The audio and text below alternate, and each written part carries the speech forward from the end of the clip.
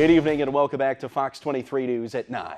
Mississippi State coach Joe Moorhead says he has a pretty good idea of who he wants to start in Saturday's game against Tennessee, but coach won't say it publicly. Tommy Stevens and Garrett Schrader have both earned plenty of playing time for the Bulldogs, with Stevens' injuries forcing Schrader into action.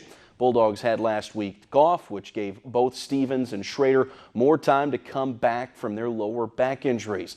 Bulldogs will be taking on Tennessee this weekend in Knoxville. Coach Moorhead says that even though Tennessee hasn't played well, it will not be an easy W.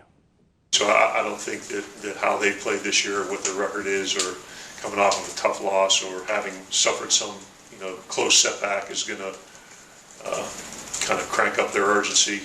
I think in this league, the margin of error is small regardless of the opponent. So I think it's going to be challenging because it's our next game. It's on the road in a tough environment against a good football team. Thanks to the running game and superb defense, the Ole Miss Rebels were able to get their second SEC win of the season against Vanderbilt. Rebels rushing for over 400 yards and 4 touchdowns, 165 of those courtesy of the quarterback John Reese Plumlee, who was electric on the evening. And while the defense didn't get any takeaways, the Rebels were able to stop Vanderbilt's offense from really getting anything going. Up next, Ole Miss is going to take on Mizzou this weekend. I was very, very pleased with the defensive performance. The more you watched it, the more there was to like about it. Really impressed with our defensive line. I thought they played their best game to date, getting pressure and holding their gaps, and then us getting off the field on third down. And then, looking at offensively, we were able to hit some explosive runs, which was a positive. Teddy Bridgewater finally showing what makes him the highest paid backup QB in the league. In yesterday's 31-24 win over the Buccaneers, Bridgewater throwing for over 300 yards and 4 touchdowns.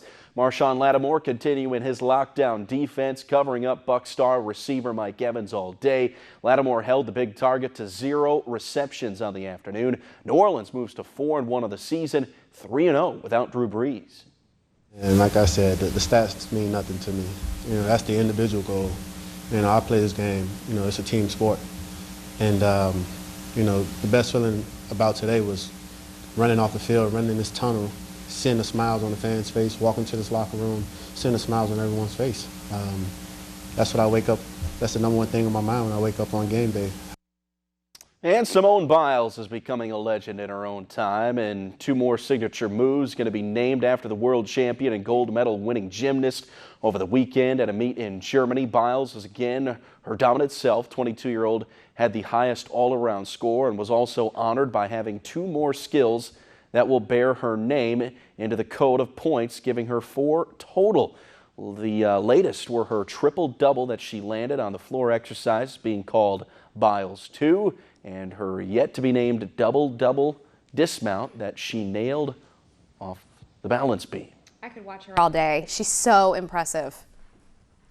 I love gymnastics to begin with, but she is just captivating. Yeah, I grew up watching Shawn Johnson, and now Biles has kind of taken over and new generation and taking the reins and running away. So strong and so talented. Yes. Thanks, Zach.